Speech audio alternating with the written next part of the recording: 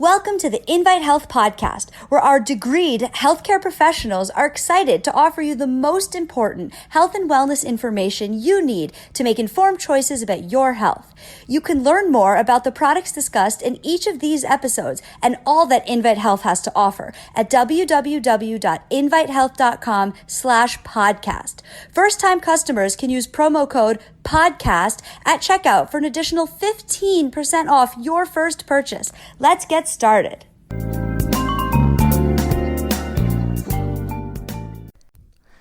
The power of hormones is so critical to our well-being and how we feel each and every single day. So when women start to experience perimenopause and going through menopause, there can be so many factors that can disrupt your normal sense of well-being. Maybe your quality of sleep has gone down. Maybe your overall energy levels seem really depleted. Maybe you used to have that getty up and go, and now you don't. Perhaps you're starting to gain weight and finding that your normal diet and your exercise routine isn't working the way it did maybe 5 or 10 years ago. So this is why it's so important to understand your hormones and what they're actually doing. And as you go through that change of life, what you can be doing to support your overall health. I am Amanda Williams, MD, MPH. And today I want to talk about female hormonal fluctuations in detail and talk about why it is that women can experience certain symptoms and other women do not experience any symptoms. And so much of it has to come down to what you actually know about what's going on internally within your endocrine system. So when we look at our hormones, we have to have kind of a roadmap to understand how we're feeling. I always say, if I would have known the things that I know now many years ago, I would be telling everyone, I would be screaming it from the rooftops. I would be saying everyone should have their hormone levels tested when they are in their 20s, when you are feeling at your best, when you feel super energetic and you just feel your most youthful. Because once you start hitting your late 30s into your 40s, 50s, and beyond is when women can really start to have so many of these issues that can arise. And oftentimes we just chalk it up to, oh, I'm just getting older, or oh, maybe, it's just work is getting to me, my whatever is going on in your life. And these are the things that are perhaps impacting your energy or just your overall sense of how you feel. But we really need to understand what is going on within those chemical messengers, because that's exactly what a hormone is. It is a chemical messenger, and it is sent out throughout the body to carry these messages. And if those messages are being disrupted for whatever reason, then of course we are not going to be feeling the way that we should be. I've talked to so many women who experience a whole vast variety of different symptoms going through perimenopause as well as menopause. For some women, maybe it's really pronounced hot flashes where it wakes them up in the middle of the night and they feel like their entire bed is sopping and they are so uncomfortable. Maybe you get hot flashes throughout the day. Maybe you're at work and all of a sudden you get hit with this hot flash, and it may come and go very fast. For others, it may linger longer. For some women, they don't experience hot flashes, but maybe they can't sleep. They feel like they're tired, they go to sleep, and the next thing they know, they're up 2 hours later and they cannot seem to fall asleep. And we never look at the root cause. And the root cause can always come back to hormones. So as we progress throughout our lives, we should really focus in on what our hormones are doing, because it tells us, it's that key playbook to our overall wellness. And we oftentimes so quickly dismiss the role of hormones and what we should be doing to optimize hormonal balance in our bodies. For some women, maybe they will go off and they'll see a physician and they'll look at doing bioidentical hormones. I am certainly an advocate of bioidentical hormones. Some people are not. You really have to make that a personal issue. I look at a lot of the science behind it, and I think if you're going to the right physician and you are having your hormone levels tested on a regular basis and they are giving you the appropriate amount of hormone replacement in that bioidentical form, then oftentimes it can bring about such peace to your overall life. Now, there is a difference between synthetic hormone replacement therapy and bioidentical. Remember, bioidentical is going to be mimicking your actual hormone. So it's the same structure, same function. When we look at synthetic hormones, what happens with the synthetic hormone, and this is where oftentimes a lot of the bad science comes out saying, the hormone replacement can have a higher risk for the development of certain cancers, and that certainly can be true, which is why if you're going to do hormone replacement therapy, you have to make sure that you are going to someone that knows a lot about hormones and is not quick to just try to prescribe a synthetic hormone to you. And I've seen this time and time again where women will be experiencing issues such as hot flashes, disrupted sleep, vaginal dryness, and they go in and they speak maybe with their OBGYN, and the next thing they have an estrogen-based cream that they're using. And the problem with that is they're not balancing that out with progesterone. So you never give estrogen unopposed in the body. Estrogen unopposed is not a good idea. We do know that estrogen has some really protective roles, which is why it's so ironic when you see women who are postmenopausal have a greater increase of bone loss, so osteoporosis, or the more mild form, osteopenia. We know that that is directly causative due to lack of estrogen. We also see this significant uprise or uptick in heart disease, so the potential for a heart attack because of low estrogen. Now it's opposite in men who are walking around with excessive levels of estradiol circulating through their body. They actually have a greater risk when it comes to strokes and heart attacks. Now, women, when we see that shift of estrogen being depleted during menopause, that's when you have that greater likelihood of cardiac dysfunction that can occur. So it's very complex. We're not going to try to cover all of that today, but there's just some basics that we need to understand. And we need to understand the role of those chemical messengers and what exactly they are doing in our body. So if we understand that estrogen is playing this important role in terms of bone mineral density, in terms of cardiac function, and we see that our estrogen levels are getting really, really low and we start to experience issues. You're not going to obviously feel bone loss, but say you're experiencing problems such as vaginal dryness or hot flashes. We have to address these underlying issues. So as I mentioned, if you're going to go down that path of going to do hormone replacement, you just want to make sure that you're going to someone who is an expert in hormone replacement therapy that knows what they are doing. Because this is not something that you just kind of play around with. This is something that you have to do correctly. So I am really a big stickler on that. Like I said, I've talked to so many women where they go in and they're put on estrogen in the absence of progesterone. That is not a good idea. We never put estrogen into the system without progesterone. You have to have that balance. Now, every single woman is going to be estrogen dominant, even through menopause, because we're always going to have higher levels of circulating estrogen as opposed to progesterone.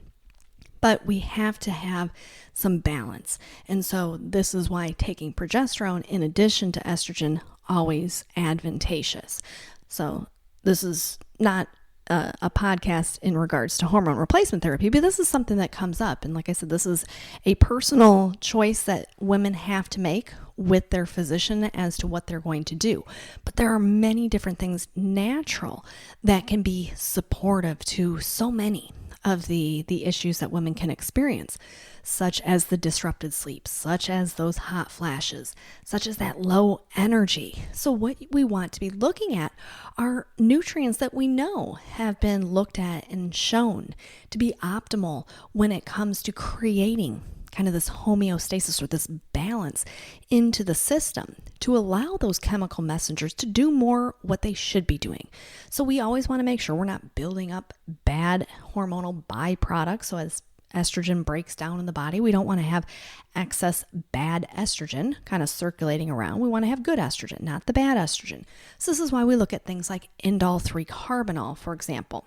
The indole 3-carbinol with DIM is something that is derived from cruciferous vegetables, but it's very beneficial at helping the body with the removal of those harmful estrogen byproducts.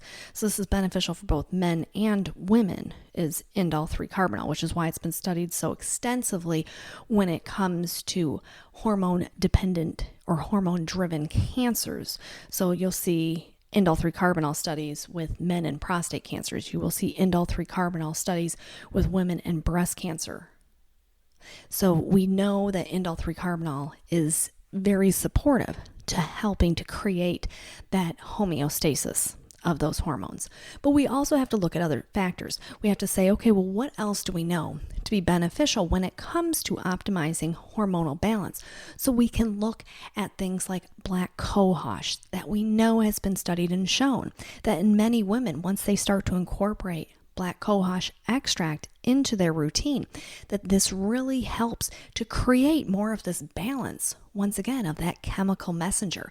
So where we're maybe having all of this vaso action going on in the body that's driving up all of those hot flashes, that black cohosh can help to try to tamper that down. So for some women, black cohosh, really a nice choice. We have to look at other factors. We can look at isoflavones, and isoflavones, another thing that has been shown to be very beneficial at the proper activation and support of our good estrogen in the body. So Harvard University, their School of Public Health, actually came out and they were looking at studies throughout China and Japan and showed that the intake of isoflavones from the diet in those women actually led to a greater reduction in the development of things such as breast cancer, endometrial cancer. So we know that those isoflavones are doing a lot in terms of the proper estrogen receptor balance in the body. So a lot of science looking at the benefits of isoflavones. Those are very, very powerful. They are derived from soy. Now, years ago, there was kind of, I guess you would say, bad studies that came out saying that soy was a driving force of breast cancer. And they've now been able to basically debunk that. What they have actually looked at is the isoflavone as being protective. When you're looking at whole-based or food-based soy, we always have to have considerations as to, was that sprayed with pesticides? So are we now looking more at an environmentally induced propensity towards cancer development as opposed to the actual food itself? So that's just something always to keep in mind. I've talked to many women about this. We've looked at the studies and we kind of go through and say, okay, we see this time and time again, the power of isoflavones and just how beneficial they can be. We can look at things that help to support proper sleep cycles, things such as L-theanine, for example, which help the body in terms of the normal release of GABA, our calming neurotransmitter. So for some women, they will find that utilizing L-theanine in the evening before bed may help them with a more restful night's sleep. For other women, they may find that melatonin addition in the evening is beneficial, or perhaps 5-HTP will also be beneficial. And then we have to think about the energy aspect. And why is it that those chemical messengers are so incredibly powerful and play such an important role in terms of our mitochondrial energy production? So we have to think about these things. We think, okay, if the body is under distress and we have these hormonal imbalances that are being created, which can then, of course, disrupt other hormones. So we can look at cortisol, we can look at insulin, we can look at all of the other hormones that can be impacted because of a shift in female sex hormones. So this is something just to keep in mind. So we want to make sure that we are supporting the adrenal glands with nutrients such as rhodiola, which will not only help in terms of playing this role as this adaptogenic power herb for the adrenal glands to help better balance your cortisol, but at the same time, it helps with that mitochondrial generation of energy. So all of these different things we have to be considerate of, and we have to think to ourselves, what exactly are we doing right? What are we doing wrong? Are we incorporating the right foods into our diet? Are we having high antioxidant foods to help tamper down oxidative stress that those disrupted hormonal signals can be creating? Are we creating proper balance? Are we incorporating things like flaxseed, for example. We know flax is very beneficial. It plays this role as a phytoestrogen. So it kind of mimics the actions of estrogen in the body without actually altering hormone levels. So these are all things that we now know. But one of the things that is so commonly overlooked that I really want to address is get your hormone levels tested. Without knowing where your hormone levels are, you don't know what you are dealing with. Once you see those hormone levels, this can give you so much insight as to why you're feeling the way that you're doing and how to best approach those hormonal levels. So it's not just looking at total estrogen. You have to look at estradiol. That is the primary circulating estrogen in both men and women. So estradiol. We have to look at progesterone and look and see where are the progesterone levels. Oftentimes I've had women bring in their lab work to me and I look and I say, oh my goodness, you have no progesterone. Their level is at like 0.2 and it should be at about a 4. So these are the things that we need to be able to recognize. We need to see what is actually happening with those hormones. We have to look at free and total testosterone. This can make a huge difference in terms of energy levels and muscle mass and maintaining bone density. So for females, we have to look at what is going on with both the free, that's what's actually available, and the total testosterone. We have to look at DHEA. So DHEA is so important when we look at maintaining our muscle mass, when we look at maintaining our immune system. So every aspect of our health is so much regulated through hormones. And if we don't know what our hormone levels are, how can we then address them?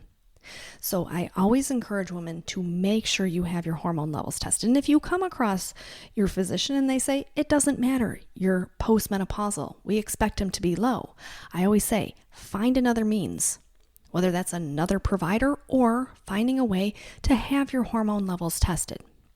It's so important. You need to know what is actually going on. Remember, these are chemical messengers, and if they are not carrying the proper messages throughout the body, this is going to cause dysregulation in so many different systems. So I understand that people get fed up with the bloating and the lack of sleep and the hot flashes and all of the other really kind of horrible things that can come along with hormonal shifts during menopause. But you have more control into how your body reacts to that than you even realize if we just look at those hormone levels and then we step by step go through and start to address those and we create that balance again. So that is all that I have for you for today. I know that's kind of a lot of information, and I will definitely be doing another podcast where I talk in more detail about specific nutrients and the scientific research behind those nutrients. But I wanted to just give you an overview today of why it's important to look at those hormone levels and then what we can start to do to make some corrections, to create some balance, to bring back that energy and that youthfulness. It's so important to our overall wellness. So thank you so much for tuning in to the Invite Health Podcast. You can find all of our episodes for free wherever you listen to podcasts or by visiting invitehealth.com/podcast. Make sure you subscribe and leave us a review. You can follow us on Facebook, Twitter, and Instagram at Invite Health. And we will see you next time for another episode of the Invite Health Podcast.